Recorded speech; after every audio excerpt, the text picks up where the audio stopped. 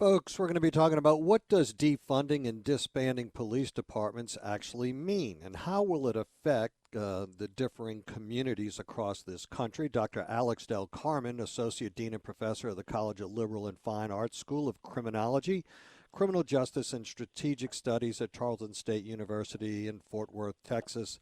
He's an expert on law enforcement and racial profiling and the author of the soon-to-be-released book, Racial Profiling in Policing Beyond the Basics. Dr. Del Carmen, welcome to the show. Thanks for having me. Doctor, it seems as though this defunding, disbanding mantra has taken on a lot of different definitions across the country. It's so fluid, I'm not sure what it actually means any longer. Your thoughts?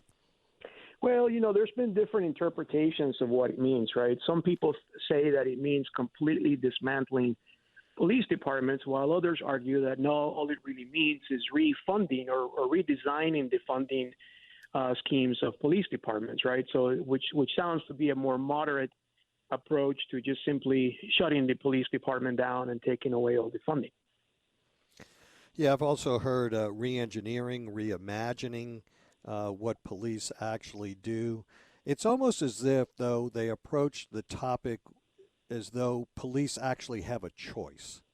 I mean, when I was in the policing business for 40 years, served 10 years as a sheriff, and when I raised my right hand to enforce the state and laws of the state and the Constitution of the state, as well as the state laws and Constitution of the federal government, it seemed to me it was fairly clear.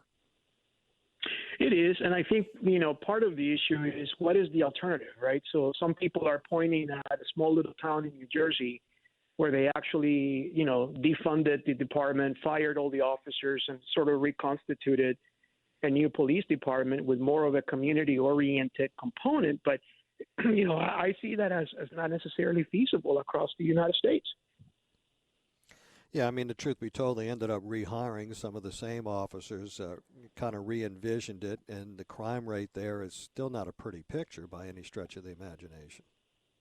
Exactly. And, they're saying that they're not even sure if the restructuring of the department is associated or correlated with the crime index, right? So, look, we have to be very careful that I know what happened to George Floyd is a horrible thing, and all of us that have been following and have been part of a law enforcement component, in my case for 22 years, having trained thousands of police officers, we have to be very careful that we don't react to this in an emotional way as we propose solutions for if you want to call it a reform police department environment, right? So I think we need to rely on science. We need to rely on evidence and the studies that have been done over the course of many years to figure out how we can improve policing as opposed to destroy some of the good things that are in place now. I said early on when this just started in its infancy that communities of color would be disproportionately impacted by defunding and or disbanding police departments. You've spent a large part of your career looking at policing and policing activities in communities of color. Agree? Disagree? Absolutely. And I think ultimately when you look at, in my case, I'm a first-generation immigrant to the United States. In fact, my dad studied in Bay St. Louis, Mississippi, not far away from New Orleans. And I can tell you that one of the things that we recognize in the minority community is that, they're typically impoverished. There's lack of resources, and there's also high volumes of crime, right? So if you take away the ability of a police department to reach out and enforce the laws as they are doing right now in some of those communities, we will suffer from that as well, right? So we are not immune from that suffering as being part of the community at large. So unquestionably, you're exactly right. That coupled with the fact that I think we're at about 23 or 24% of jobs available are unmanned in law enforcement today across the country. Most of these departments, you spend a lot of time training departments across the country.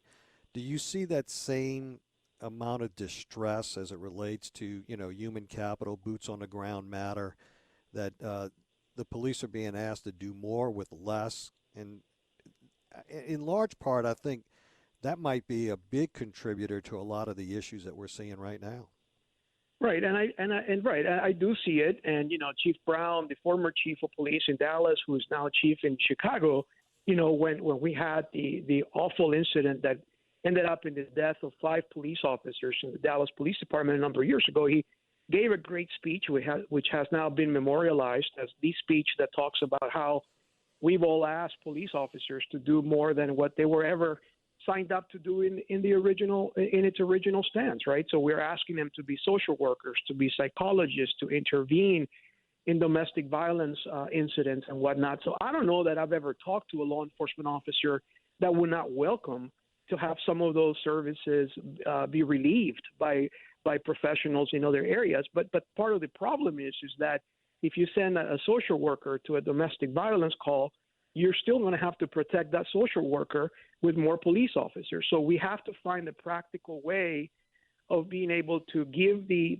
help to the community that it needs, and then perhaps relieve the burden from police officers while at the same time provide a professional service. So that's where the key question comes in, that I hope all legislators across the U.S., again, look at science, look at the studies that have been done, versus being able to be so willing to write up on the dotted line that we're going to simply ban law enforcement altogether.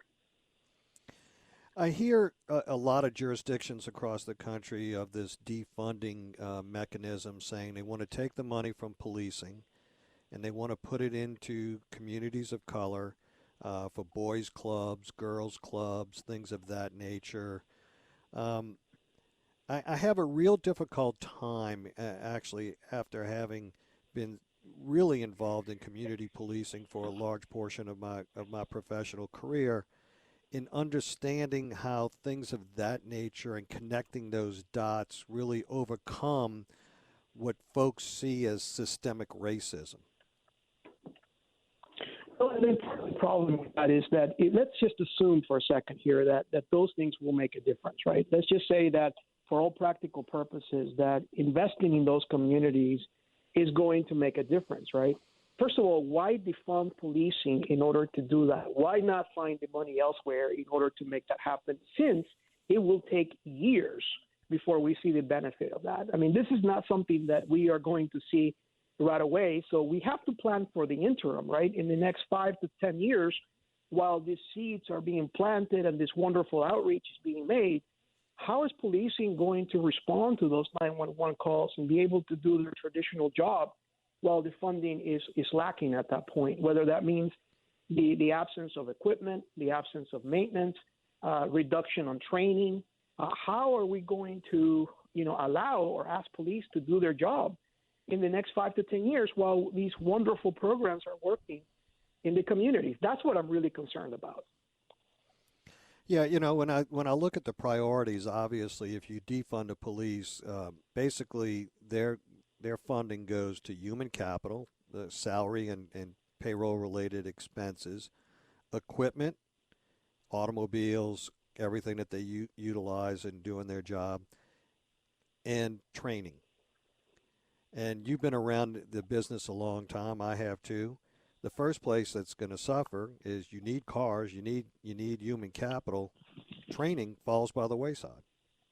Exactly, and not only that, maintenance, right? And Yeah. also the ability for police officers to do their job. I think one of the things that we have recognized and continue to recognize is the fact that we had the incident in Minnesota because of lack of accountability. Is that really what we want in our police force now? In other words, it's almost like you're punishing the bad student, by essentially removing all the books away from the student, right? So at the end of the day, if you are going to punish law enforcement by restructuring its budget or removing its budget, shouldn't we be looking at how the budget is spent without the threat of removing it or shortening it, versus perhaps saying, oh yeah, we're going to redirect it to social services because we just don't trust you all. I mean, I just don't see the logic in that, or quite frankly, based on any kind of research that we've done over the course of the past 100 years in the law enforcement profession, I just don't see that as being the mathematical equation that we should be considering. And I guess the other thing that kind of really I'm mystified by is that we don't really spend a lot of time talking about, um, and we should talk about accountability of police, but how about accountability of the community at large? Right. And also, by the way, not only that, but we need to educate the community, right, about what police officers really do. Because I think part of the problem that we've had for years, and I don't just necessarily blame the community for this, by the way, I think law enforcement is responsible for this as well, right? Which is that there's been this sort of close-knitted environment in the law enforcement culture that people, a lot of police officers, they just don't care about sharing some of their realities, right? And so there's this lack of communication, lack of understanding among citizens as to what law enforcement really do. And so where do they get their information from? Shows like Cops, which has recently been canceled, from what I understand. Hollywood movies. I see it every day with our students that want to go join and be police officers, and they want to sign up, and they think that the job is 99 hours of just absolute exhilarating action and then 1 second of paperwork, and they find out that it's the other way around, right? It's what I call, 99% boredom and 1 second of terror, Right. Yeah. No, I mean, I unfortunately, I think the media, Hollywood, and others really are responsible for uh, they're a motivating factor in the wrong direction so many times and in so many different ways that I don't know how we overcome that. And I get back to just the premise. It seems to me that we're moving towards this culture of noncompliance. And they're really asking for more discretion, but they want us to exercise the discretion into not making arrests, more of a counseling and release, and this whole notion of accountability gone out of the wayside.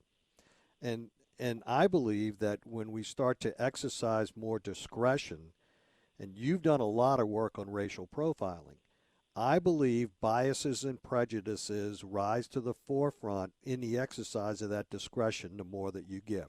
Your thoughts? Yeah, I mean, and not only that, if you look at what bias or what racism is, I mean, they're both based on the principle of ignorance, right?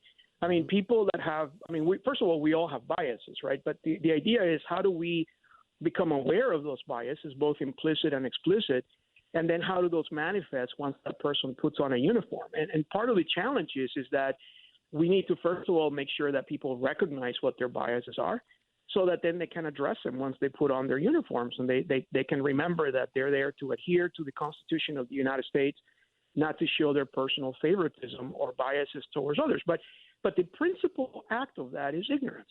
I believe wholeheartedly that if we educate people, if we let people understand that we are a pretty small world and that people, just because their color of skin is different from the other, it doesn't necessarily mean that person is inferior to you or than you or less able than you, right? So once we educate people and we let them understand the realities that we're all the same, from a faith perspective, from an academic perspective, from a political perspective, then at that point we have a chance, right? We have a chance to be able to treat fellow human beings the way we wish to be treated. So I think to your point, it requires a lot of education. It also requires for us to hire the right person for the job in policing. And I really take issue with the fact that everybody blames training, but no one's really looking at the recruitment part and the fact that we've looked the other way in the past 10, 20 years, and that we really have affected and in some ways negatively affected the requirements for individuals to become police officers. Well, I'll tell you, in the state of Louisiana, 18 in the GED. In the department that I commanded, we wouldn't allow you to go road until you were 21 years of age. But the fact of the matter is you had very little formal education and little or none as it relates to informal education, which can be just every bit as important in many respects. When you think about going out there at 21 or 18 years of age and you're going to handle some of the societal challenges, you're hardly wet behind the ears yet.